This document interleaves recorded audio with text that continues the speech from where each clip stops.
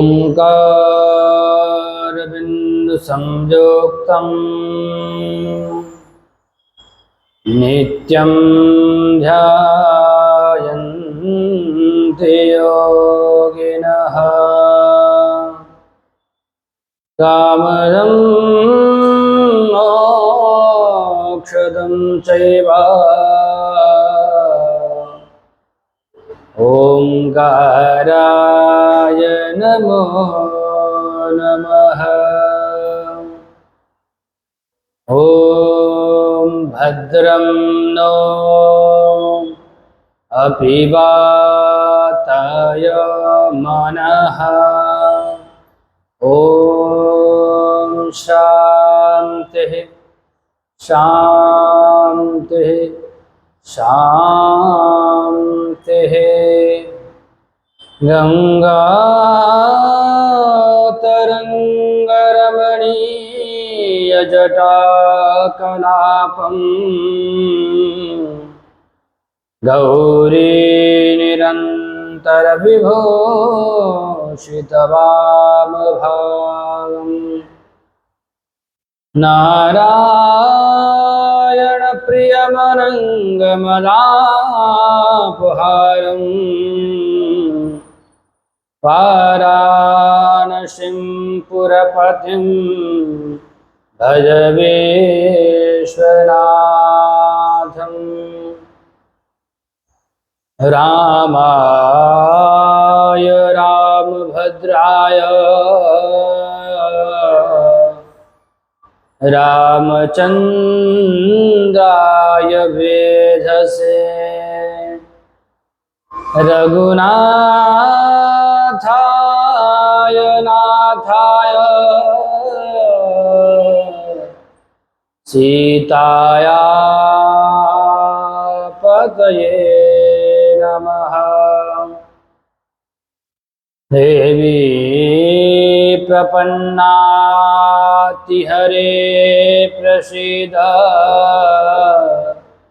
प्रसीद मातर्जगतोऽखिलस्य प्रसीद विश्वेश्वरि पाहि विश्वम्।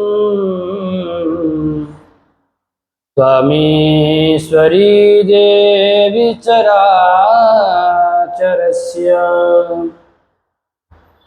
अंजनानन्दनं वीरं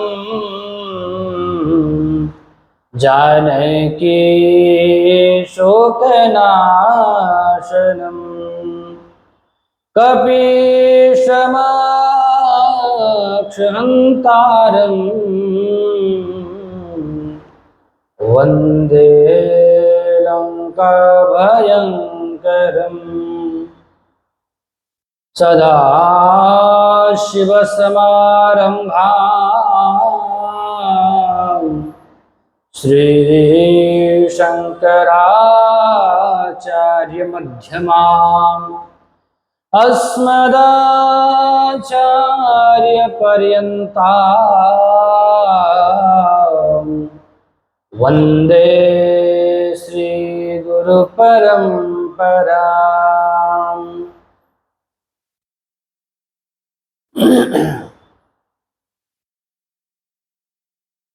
ॐ नमः शिवाय ॐ नमः शिवाय हर हर भोले नमः शिवाय ॐ नमः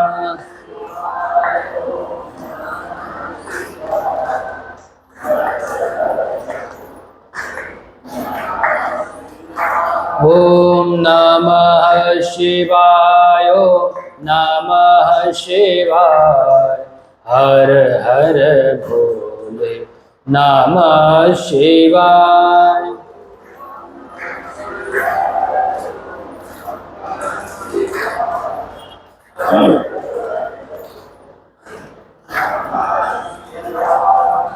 गंगाधराय शिव गंगाधराय हर हर भोले नमः शिवाय।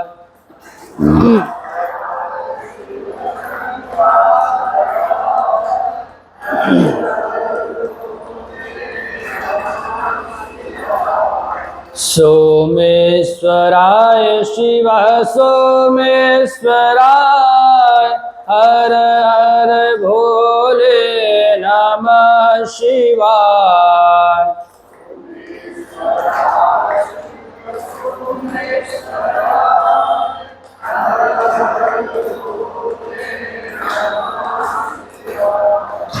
विश्वेश्वराय शिव विश्वेश्वराय हर हर भोले नमः शिवाय।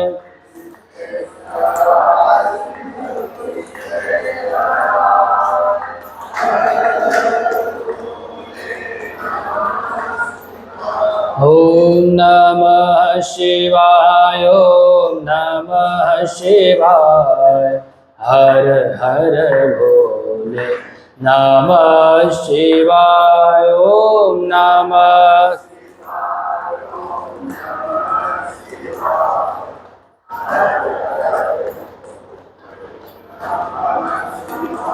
ओम नमः शिवाय ओम नमः शिवाय हर हर भोले नमः शिवाय।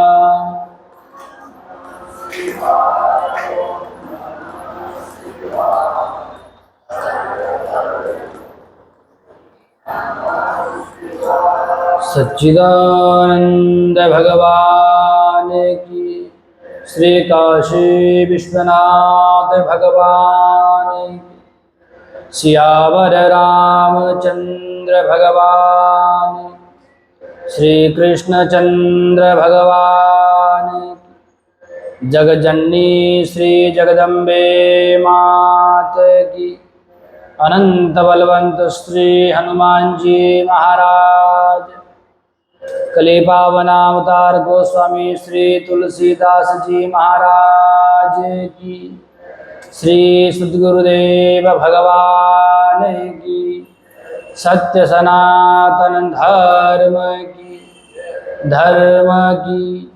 अधर्म का प्राणियों में विश्व का, गौ माता की गौ हत्या। ओम नमः पार्वती पतये हर हर महादेव।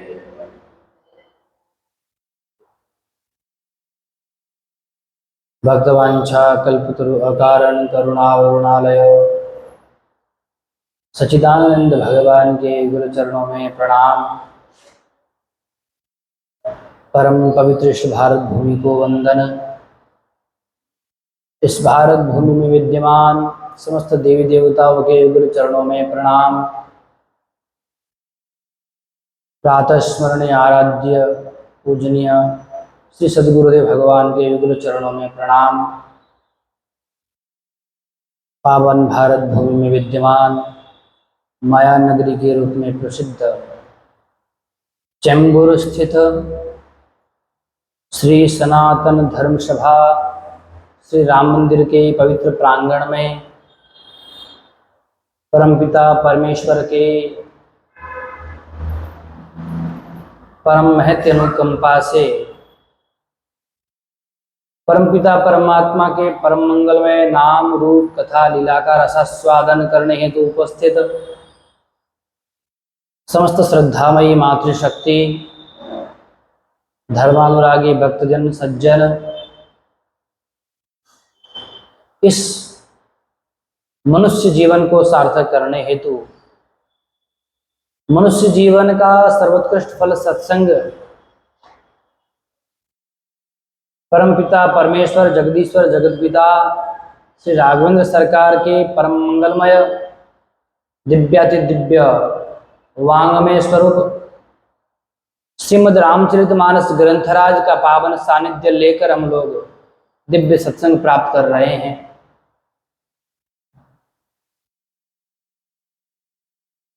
सज्जनों, जीवन में यदि कोई साधन न हो, बिना साधन के किसी भी साध्य को प्राप्त नहीं किया जा सकता है। साधन के कारण ही किसी न किसी साध्य की हमें प्राप्त होती है।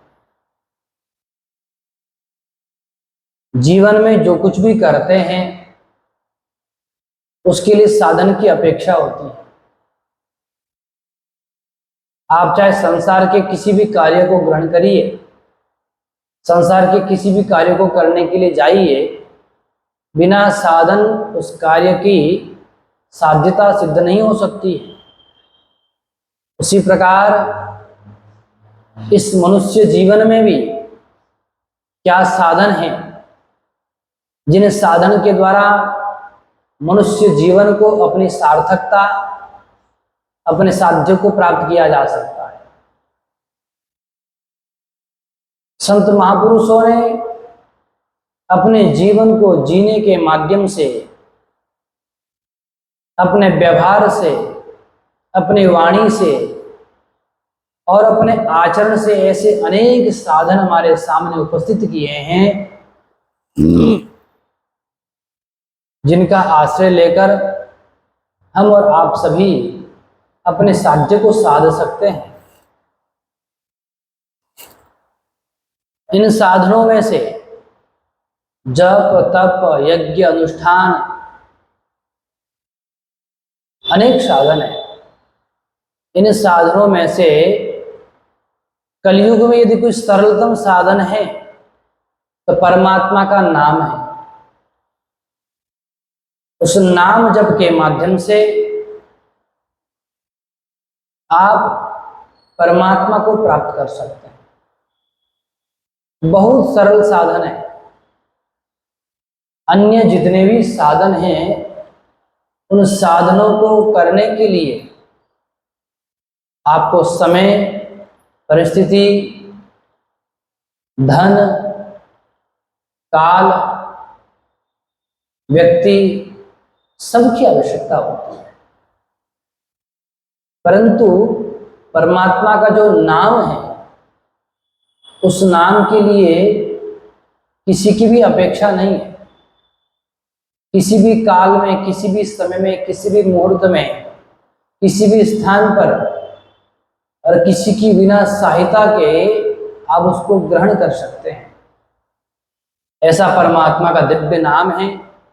उस नाम के आश्रय से अनेक संत महापुरुषों ने परमात्मा को प्राप्त किया है। तो हमारे जीवन में भी यह साधन यदि आ जाए तो निश्चित रूप से मैं समझता हूं धीरे धीरे परमात्मा में जो हमारा प्रेम है, जो प्रेम संसार के प्रति है, जो आकर्षण संसार के प्रति है, जो समय संसार को देना चाहते हैं, वही प्रेम, आकर्षण, समय आप नाम स्मरण मात्र से परमात्मा के प्रति लगना प्रारंभ हो जाएगा। ये परमात्मा के नाम में इतना सामर्थ्य है, इतनी शक्ति है, इतना बल है कि कितना भी कठोर, कितनी भी कठिन परिस्थिति आए, यदि परमात्मा के नाम में विश्वास है, परमात्मा के नाम का आपने आश्रय लिया है, तो निश्चित रूप से आपके जीवन में आनंद ही आनंद, सुख ही सुख होगा। अद्भुत सामर्थ्य, अद्भुत। उसी नाम का आश्रय लेकर श्री हनुमान जी महाराज ने इतना विशालकाय समुद्र, जिसकी सीमा आज तक मानव नाप नहीं पाया, इतना बड़ा विज्ञान आगे रिसर्चर, बड़े बड़े वैज्ञानिक, बड़े बड़े साइंटिस्ट चंद्रमा तक को महाराज जाने के लिए देवमित रॉकेट बनाए, उन्होंने लॉन्च भी कर दिया, पहुंच भी गए, पता भी लगा लिया पानी है नहीं है, जीवन है या नहीं। अनंत प्रकार की खोज कर रहे हैं, रिसर्चिंग कर रहे हैं, बट समुद्र की गहराई दे हैव नॉट डन, उनके पास नहीं है, ज्ञान नहीं है। कोई ऐसा विज्ञान इतना आगे नहीं बढ़ पाया कि समुद्र की गहराई को नाप सके। बना पाया क्या विज्ञान आज तक? कितना लंबा चौड़ा। परमात्मा की सृष्टि अद्भुत है। उस नाम का आश्रय लेकर श्री हनुमान जी महाराज ने समुद्र को लांघ दिया। कितना बल है नाम में। परमात्मा को प्राप्त करने की बात तो दूर की है, मानो आपने देखा कि हमने परमात्मा को देखा नहीं है, नहीं हनुमान जी ने परमात्मा को प्राप्त किया, ऐसा हमने जाना है। लेकिन आपके सामने उदाहरण है कि हनुमान जी ने समुद्र लंघन किया कि नहीं किया, लंका जलाई कि नहीं जलाई, अभी सुना 2 दिन पहले। तो नाम का ही तो आश्रय है, नाम का ही बल है। उसी नाम के सहारे से तुलसीदास जी महाराज, वाल्मीकि जी महाराज, मीराबाई, कबीर, सूरदास जी, अनंत महापुरुष परमात्मा को इन्होंने साक्षात अपने सामने प्रकट कर दिया नाम के आश्रय से। दूसरा क्या साधन किया इन्होंने? सूरदास जी कोई कठिन अनुष्ठान करने गए थे क्या? उनको तो दिखता भी नहीं था, प्रज्ञा चक्षु थे। परमात्मा की कृपा से प्रज्ञा चक्षु होने पर भी संसार के किसी भी आकर्षण में उलझे नहीं, परंतु परमात्मा के नाम की रट लगाते लगाते लगाते लगाते परमात्मा स्वयं उनके पास में आ गया, हाथ पकड़ के उनको चलाने लगा। तो नाम की अनंत महिमा है, इसीलिए नाम को जीवन में धारण करना चाहिए। सायं प्रातः जितना समय मिले समय का सदुपयोग करके, देखो संसार के कार्य तो होते रहे हैं, हो रहे हैं, होते रहेंगे, इनको कोई रोक नहीं सकता है। परंतु अपने जीवन को यदि सुखमय बनाना है तो कुछ तो समय निकालो, कुछ तो समय निकालो हरि भजन के लिए। न मौका मिलेगा कभी इन झंझटों से, ये झंझट है संसार के, कभी मौका मिलेगा ही नहीं। इसलिए कुछ समय निकाल करके अपने जीवन को दिव्य बनाएं, आनंदमय बनाएं। क्योंकि संसार का कोई भी पदार्थ आपने तो अनुभव करके देख ही लिया। कुछ समय के लिए नई नई कार अच्छी लगेगी, नए नए वस्त्र अच्छे लगेंगे, लेकिन कुछ समय बाद पुराने हो जाएंगे। तो आइए ऐसी दिव्य भाव में हमारे जीवन में भी नाम हो, जिस नाम के सहारे से हनुमान जी महाराज समुद्र का लंघन करके लंका में गए, लंका में आग लगा करके अग्नि कांड करके आ गए वापस। उस दिव्य नाम का हमारे जीवन में प्रभाव हो, जीवन में नाम आए, ऐसी परमात्मा से प्रार्थना करते हुए दिव्याति दिव्य सुंदर अध्याय, सुंदर प्रकरण में हम लोग प्रवेश करें। श्री हनुमान जी महाराज जब राघवेंद्र सरकार के समीप आए, राघवेंद्र सरकार के पास बड़े दिव्य भाव से प्रेम हुआ। ठाकुर जी ने हृदय से लगाया, हृदय से लगा करके भावी भाव में बहुत प्रसन्न होकर के हनुमान जी को अपना पुत्र कह करके हनुमान जी बड़े प्रसन्न हुए, खूब आशीर्वाद दिया और कहा प्रभु आप प्रसन्न हैं, आपकी कृपा से ही मैंने सब कुछ कार्य किया है। ठाकुर जी ने कहा हनुमान जी अब आप वरदान मांगिए, आपके कार्य से मैं अत्यंत प्रसन्न हो गया हूँ, आनंदित हो गया हूँ। किस प्रकार किस सामर्थ्य से आपने बड़ी कुशलता से इस कार्य को संपन्न किया, अतः मैं प्रसन्न होकर के आपको वरदान देना चाहता हूँ, आप वरदान मांगिए। तब हनुमान जी महाराज ने ठाकुर जी से वरदान मांगा। क्या वरदान मांगा? प्रभु मुझे क्या चाहिए? नाथ भगति अति सुखदायनी, देहु कृपा करियन पायनी। राम सिया राम जय जय राम, राम सिया राम जय। प्रभु मुझे आप अपनी भक्ति प्रदान करिए, अनपायनी, ऐसी आपकी भक्ति सदैव मुझे, मेरा मन सदैव आपकी भक्ति में लगा रहे, आपके भजन में लगा रहे।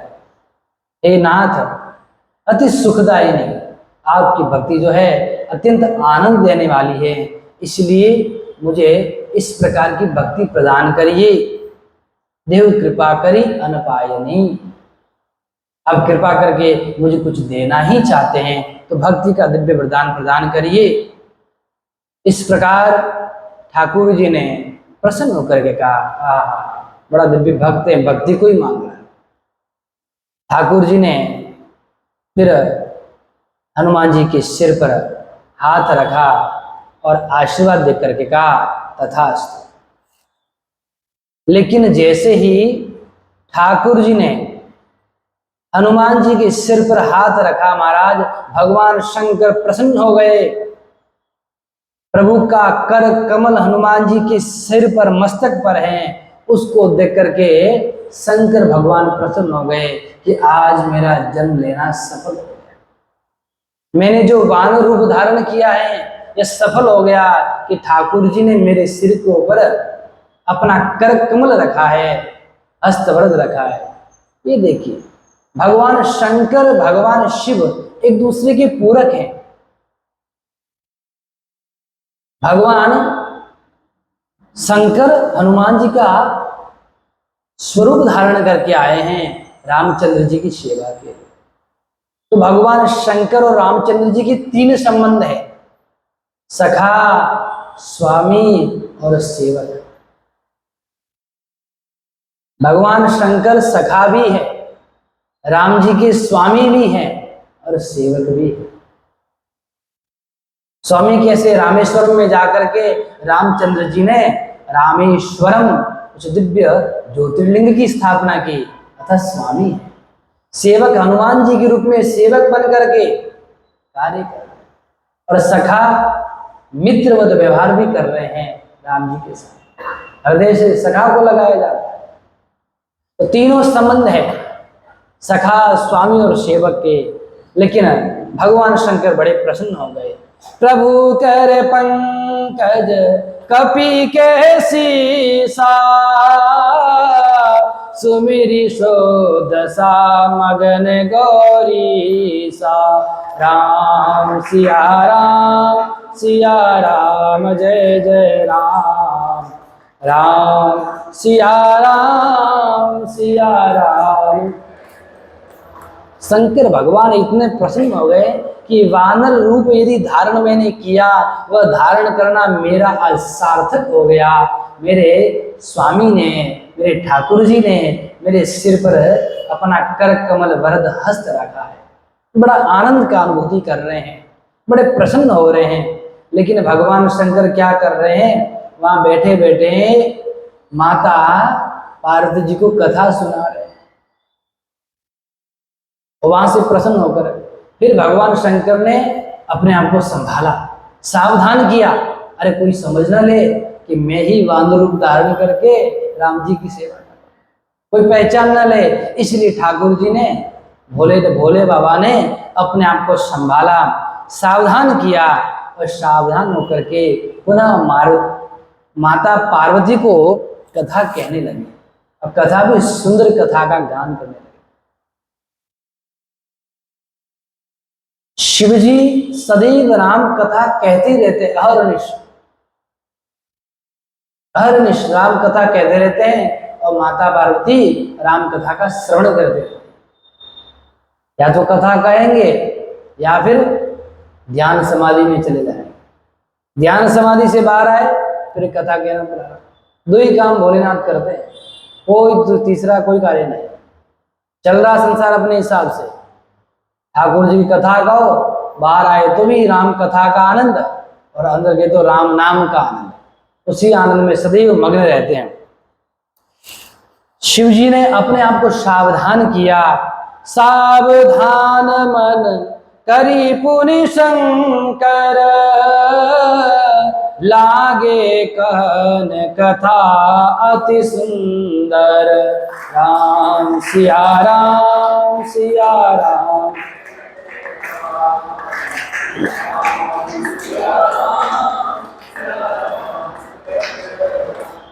भोले बाबा ने अपने आप को सावधान किया, मन को शांत किया कि अधिक प्रसन्न न हो। ठाकुर जी कृपा का आनंद अपने आप ले, संसार को पता न चल जाए, अतः अपने आप को संभाला। और देखिए कितना सुंदर संकेत है, लागे कहन कथा अति सुंदर। अति सुंदर कथा कहने लगे।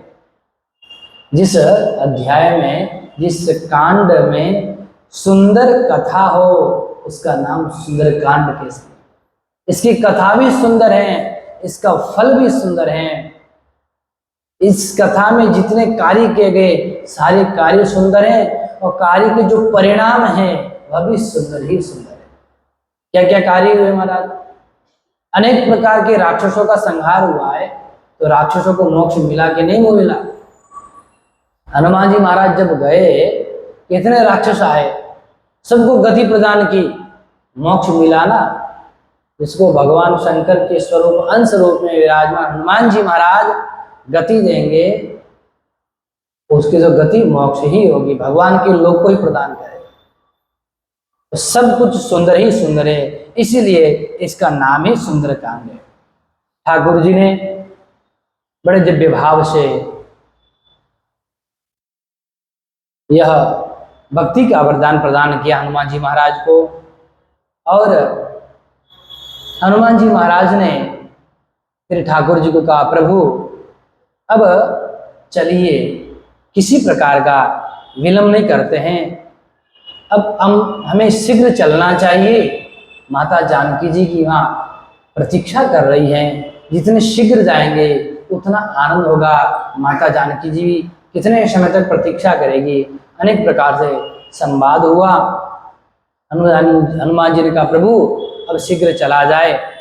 बेगी चलिया प्रभु आनिया, भुज बल खल दल जी। प्रभु अब जल्दी चला जाए। देखिए, रामचंद्र जी को परामर्श देने वाले कौन? श्री हनुमान जी महाराज। हनुमान जी संत है। ठाकुर जी ने श्री हनुमान जी महाराज का वह परामर्श स्वीकार किया।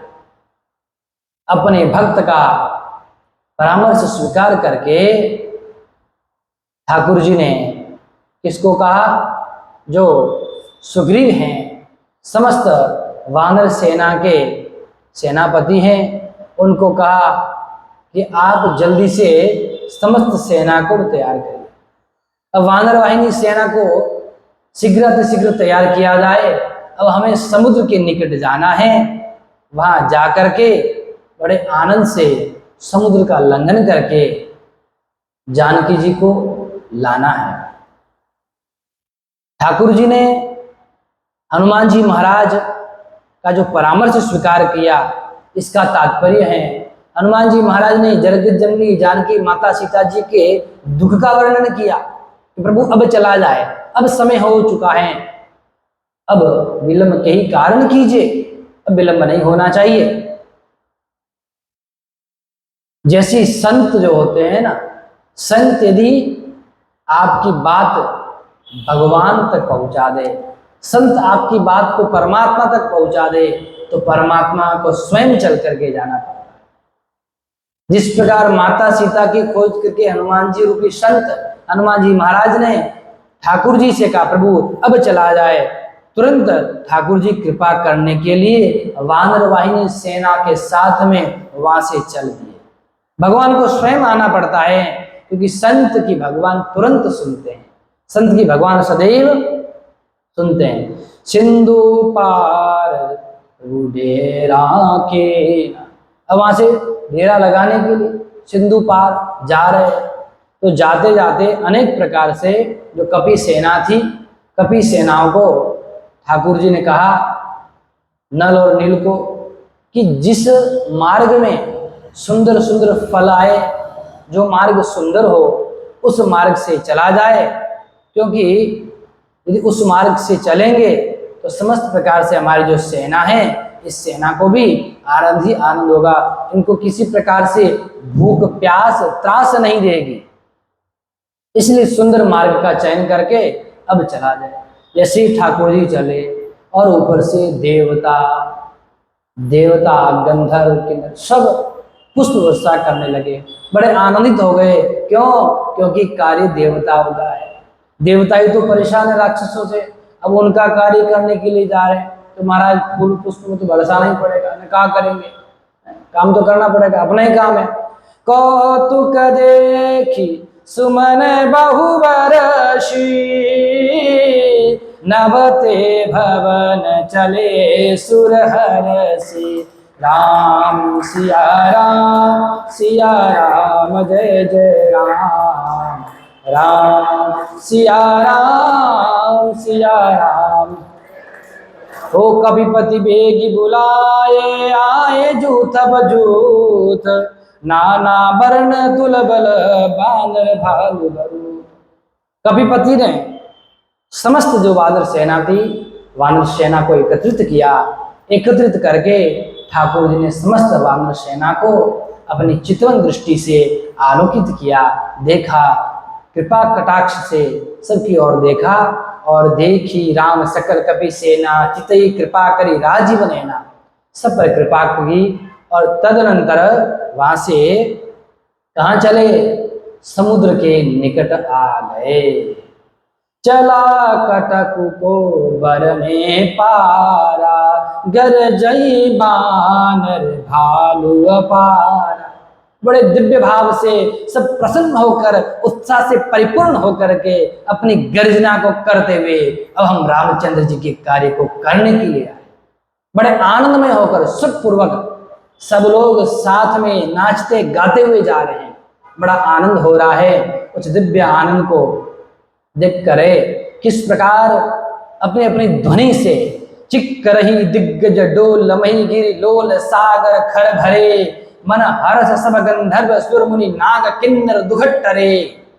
कट कटई मरकट बिकट भट बहु कोटि कोटिन धावही, जय राम प्रबल प्रताप कौशल नाथ गुण गण गावही। रामचंद्र जी के समस्त उस वैभव का, ऐश्वर्य का गुणगान देवी देवता गंधर्व किन्नर कर रहे हैं। और धीरे धीरे ठाकुर जी कहाँ गए, सिंधु पार प्रभु डेरा कीना, सकल कपिन कहु आयसु दीना। ठाकुर जी वहां आ गए, सिंधु पार आ गए, समुद्र के किनारे आ गए।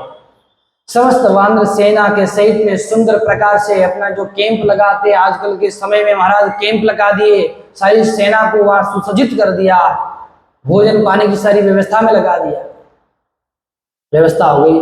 लेकिन अब सबसे बड़ी समस्या कहाँ आ गई, समुद्र के पास में। महाराज दो समुद्र है, एक तो लहलहा तो हर हर हर हर धारा कर रहा है, इतना विशाल का समुद्र, अत्यंत विशाल। और दूसरा समुद्र शोक सागर, जो रामचंद्र जी के मन के अंदर हिलोरे ले रहा है। दोनों समुद्र बड़े उफान पर है महाराज।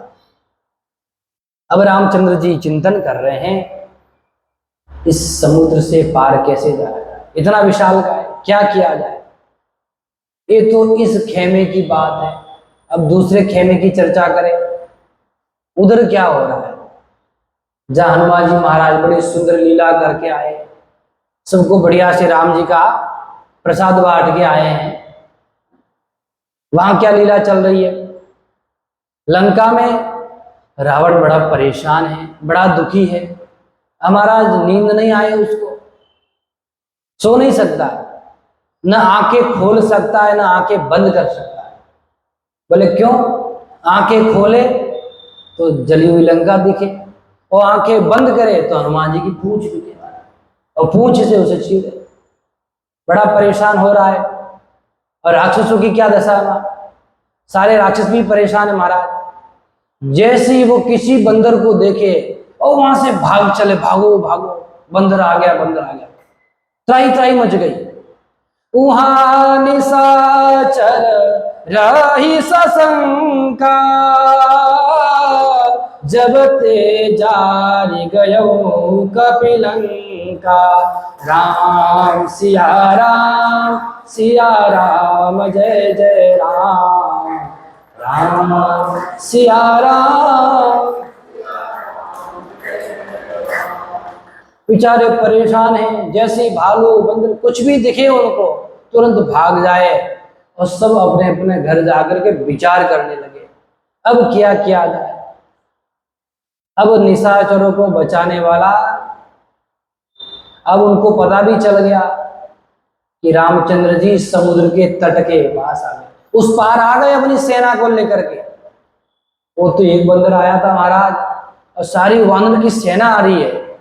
अब हम लोगों को बचना बड़ा कठिन है। जिसके दूत की इतनी महिमा हो, उन महापुरुष की, रामचंद्र जी की क्या महिमा होगी, उनकी शक्ति, सामर्थ्य, वैभव, ऐश्वर्य क्या होगा। सब राक्षस आसपास में, आस पड़ोस में विचार करने लगे, परेशान हो गए। और उधर भी मंदोदरी बेचारी परेशान। मंदोदरी ने जाकर के रावण को समझाने का प्रयास किया, अनेक प्रकार से उसने नीतियों का समस्त प्रकार से रावण को बताया कि अब हे स्वामी,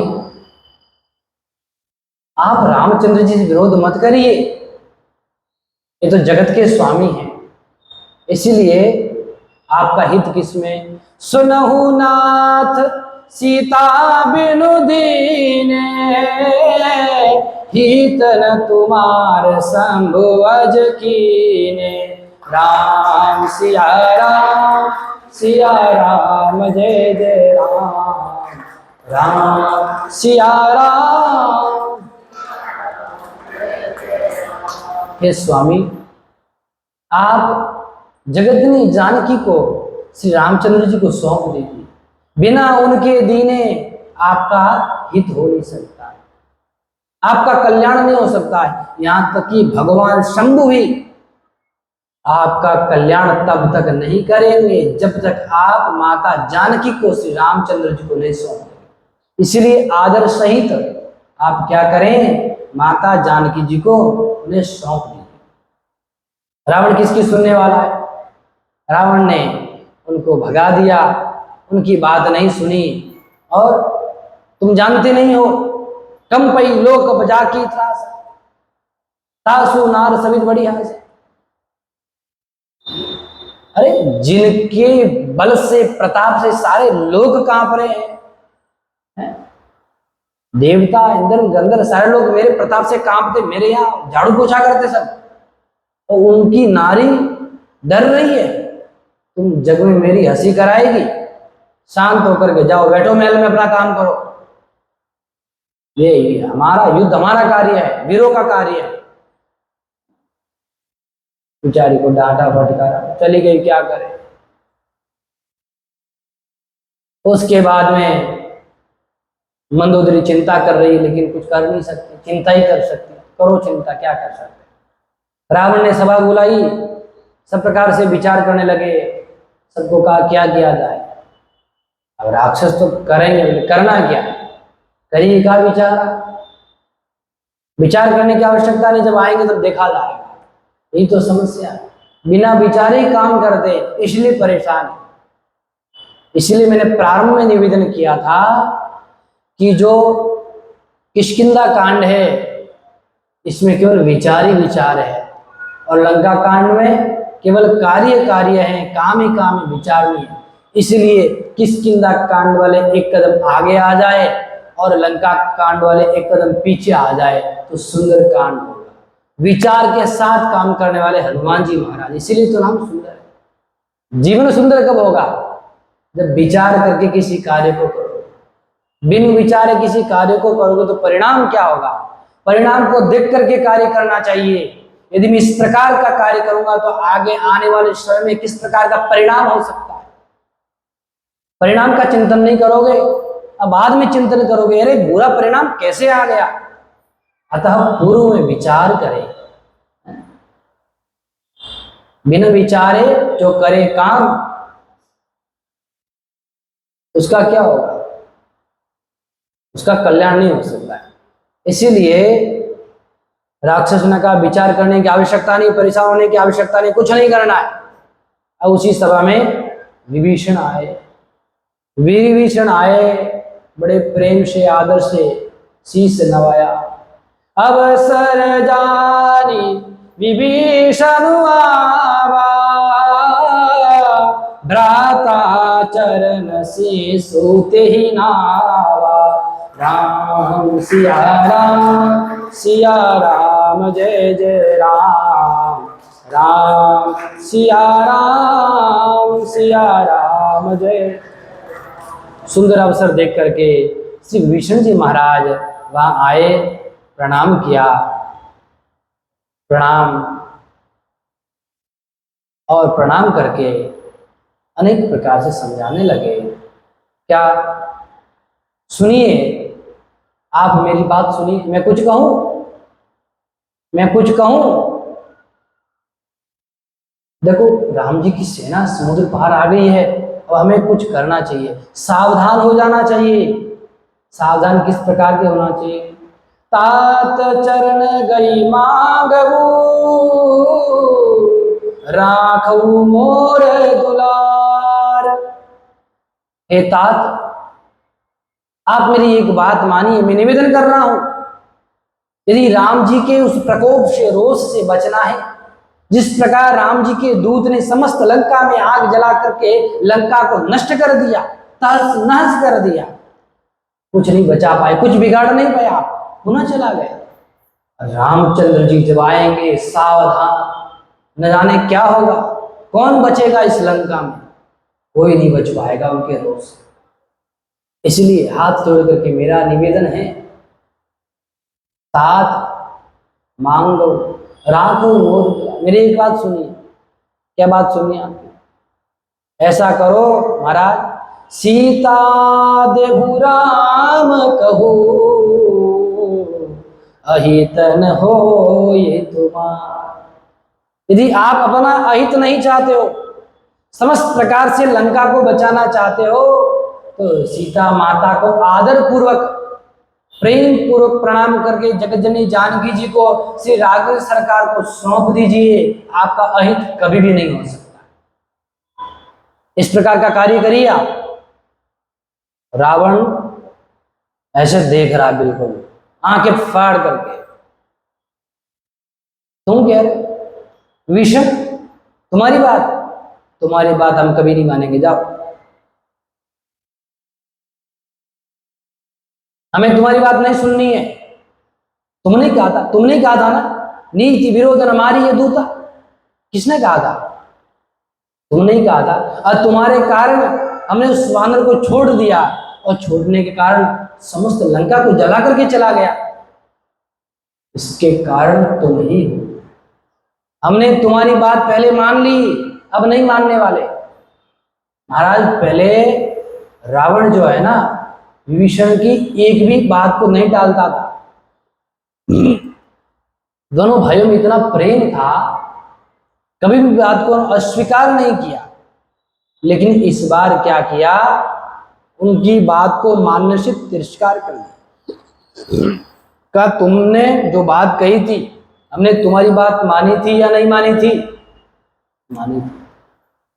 तुम्हारी बात मानने के कारण हमारी लंका जल गई, सर्वनाश हो गया, आग लग गई। अब हम तुम्हारी बात नहीं मानने वाले।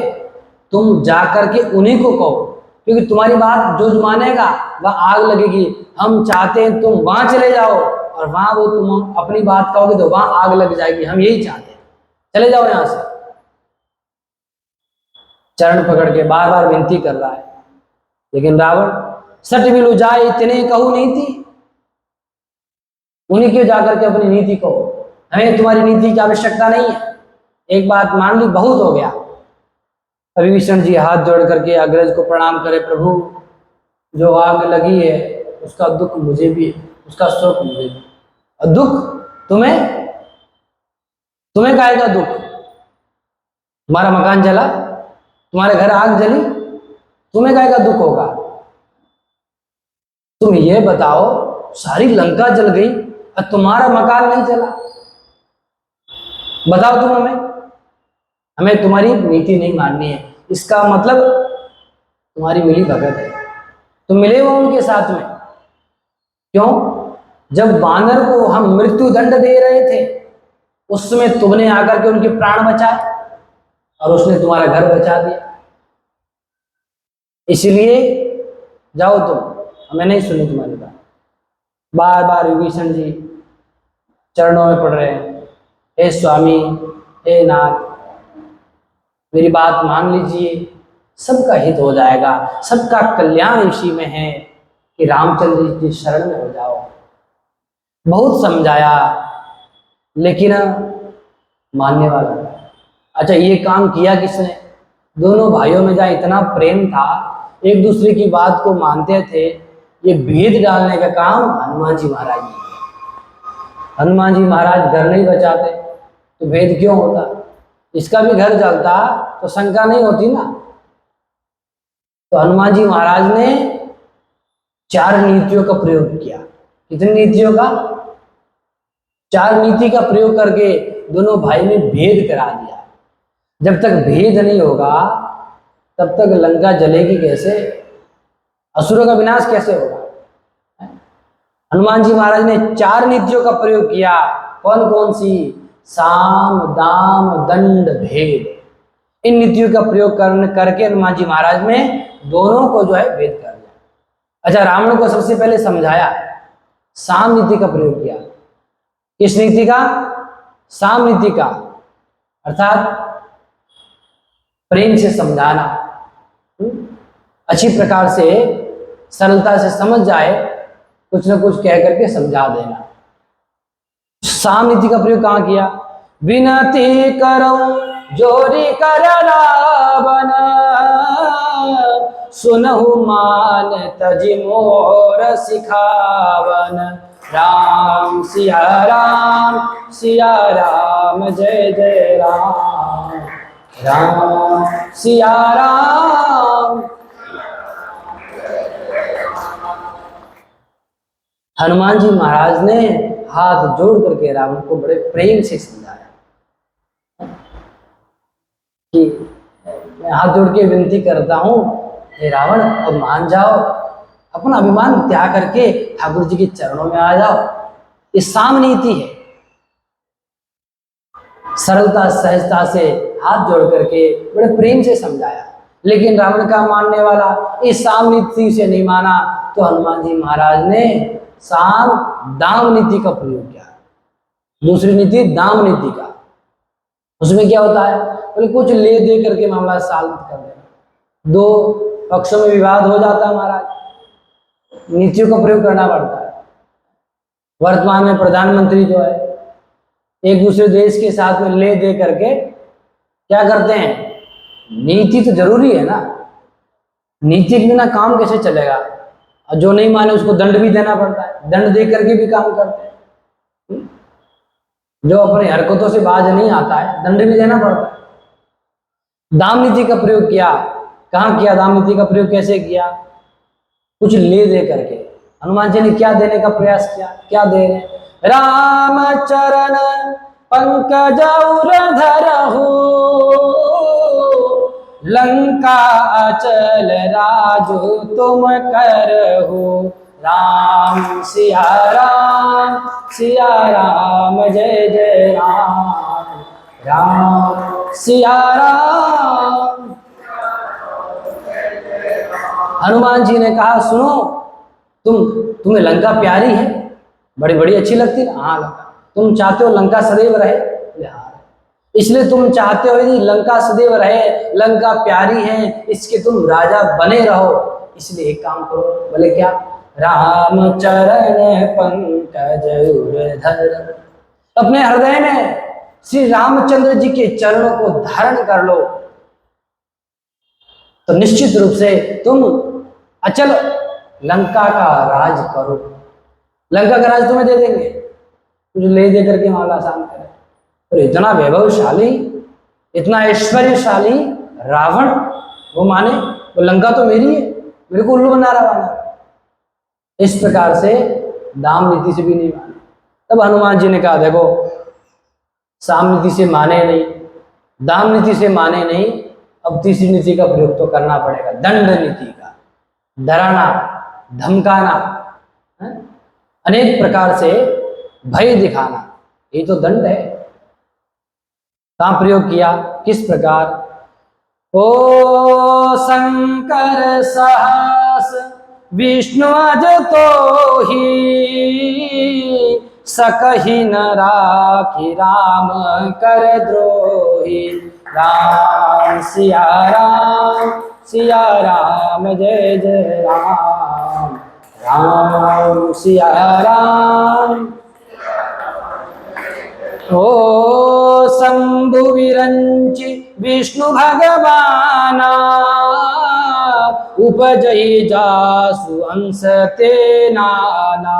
तात राम नहीं नर भूपाला, भुवनेश्वर कालौ कर काला।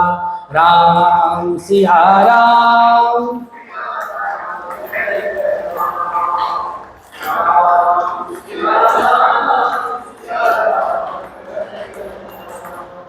अनेक प्रकार से भय दिखाया। क्या दिखाया? रावण, जिनके भरोसे तुम बैठे हो कि भगवान शंकर तुम्हारी रक्षा करेंगे, लेकिन सुन लो ध्यान से, शंकर सहस्र विष्णु अदिति। यदि 1000 शंकर भगवान भी आ जाए तो बस भगवान शंकर स्वयं रामद्रोही की कभी रक्षा करने वाले नहीं है, रामद्रोही को कभी बचाने वाले नहीं है। रामद्रोही का कल्याण भगवान शंकर स्वयं नहीं करते। इसलिए सावधान। और जिनको तुम तपस्वी समझ रहे हो, राम कोई एक राजा नहीं है, तात राम नहीं नरभूपाला। ये तो साक्षात भुवनेश्वर कर कालो, भुवनेश्वर के काल हैं, जगत पिता जगदीश्वर है। भुवनेश्वर स्वयं है और कालहु कर काला, काल के भी काल, महाकाल है स्वयं। बहुत डर दिखाया, तुम किसी प्रकार से बच नहीं सकते। अनेक प्रकार से दंड नीति को भी रावण ने नहीं समझा, उसका भी रावण पर कोई प्रभाव नहीं पड़ा। तब अंतिम नीति भेद नीति का प्रयोग श्री हनुमान जी महाराज कर रहे। भेद नीति महाराज कैसे? भेद नीति बड़ी विचित्र है, बड़े बड़े में भेद कर लेती है।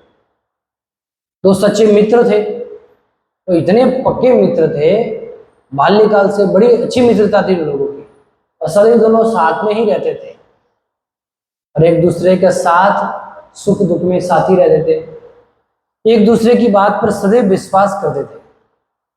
कोई आया, महाराज ये बड़े पक्के मित्र है। अच्छा, बोले महाराज आपको तो इनमें भेद कर दूंगे। मैंने कहा अच्छा भेद कर लोगे? बोले हाँ महाराज। कितना समय? 1 घंटा। 1 घंटा क्या महाराज, 2 मिनट की बात है, 2 मिनट में इनमें भेद कर लूंगा मैं, दोनों की मित्रता में। अच्छा, बोले कैसे करो?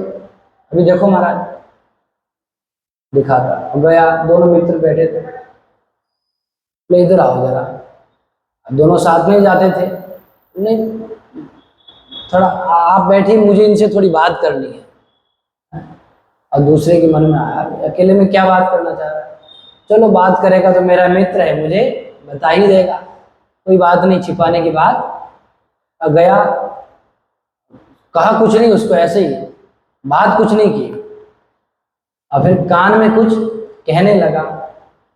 कहने लगा मतलब कान में कुछ कहा नहीं, केवल मुंह हिलाया, कान में कुछ कहा नहीं, मुंह हिला दिया। बोले इधर आओ, कान में बात कहेंगे, क्या कहना है?